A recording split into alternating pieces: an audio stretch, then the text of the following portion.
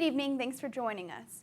Members of Local 966 of the Amalgamated Transit Union met today and voted in favor of the tentative agreement that had been reached with the city on Saturday morning. Local President Sheila Cavisto confirmed today that the agreement was approved by 76% of workers.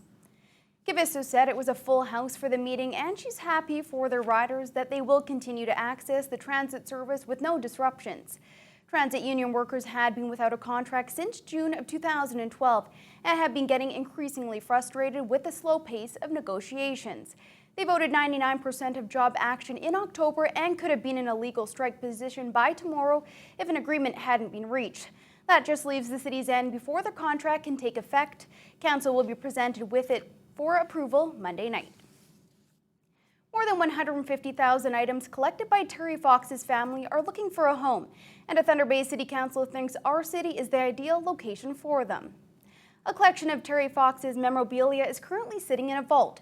Much of it has never been seen before, including thousands of letters from children who are writing to Fox during his Marathon of Hope.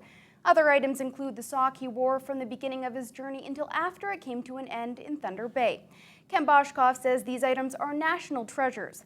The Fox family hopes they can be displayed in a museum or educational center. Boshkoff believes the Terry Fox lookout as a perfect spot for the memorabilia. And I can't think of a better place in the country than here in Thunder Bay and Shunya, where we feel we're the keepers of the flame.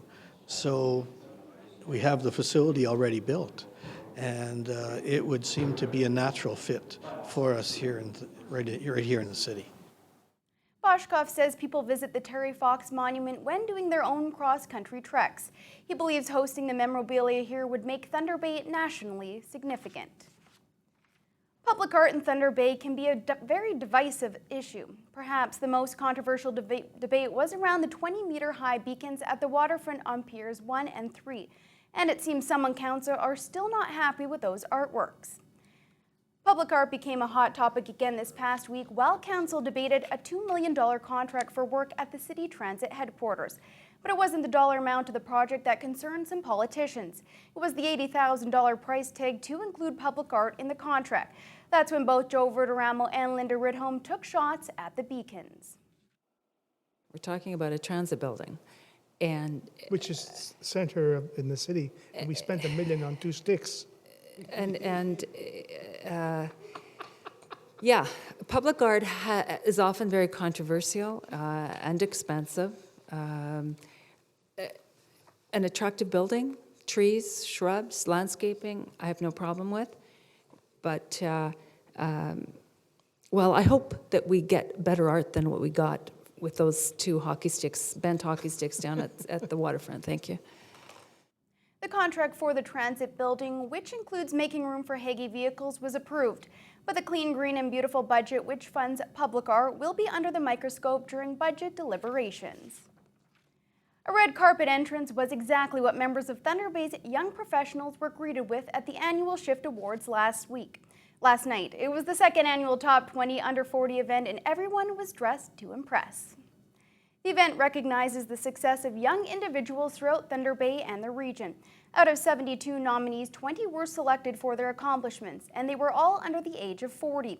Everyone from physicians to caterers were recognized for their leadership, achievement, and community involvement. Make sure that we're recognizing a lot of the young talent and young professionals across the region that are doing some pretty incredible things inside of their organizations that they may work for or volunteer for or within their communities as a whole. For me to be nominated by my staff and sort of nudged along by family and friends and my husband has been amazing for me. Shift looks forward to recognizing next year's group of young professionals at their next event. Following the claims of 2 Thunder Bay women who say they were sexually assaulted and shot at while on a vacation in the Dominican Republic, TBT News Watch asked the public about their traveling plans.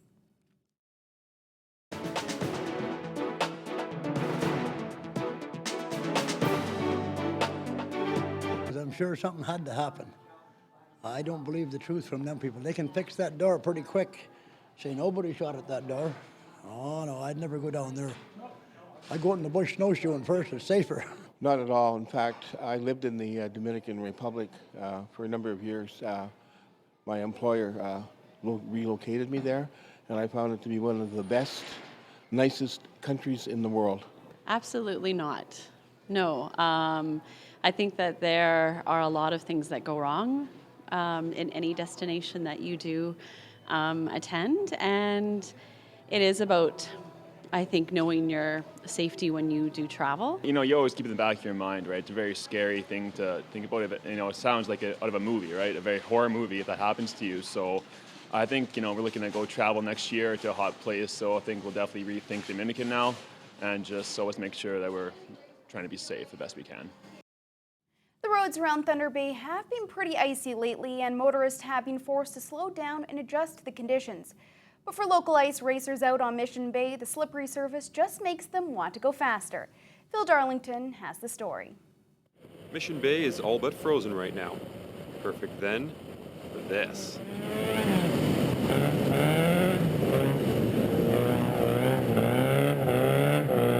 Driving the car you see is Curtis Stay. He is the president of the Thunder Bay Autosports Club. And what you're seeing is ice racing. The club has been around since the 1950s, and although there aren't really veterans, there are different classes of racing and drivers. We have two classes. Our bigger class is a studded class, which consists of, we're racing on fully studded tires, and some of the cars are heavily modified.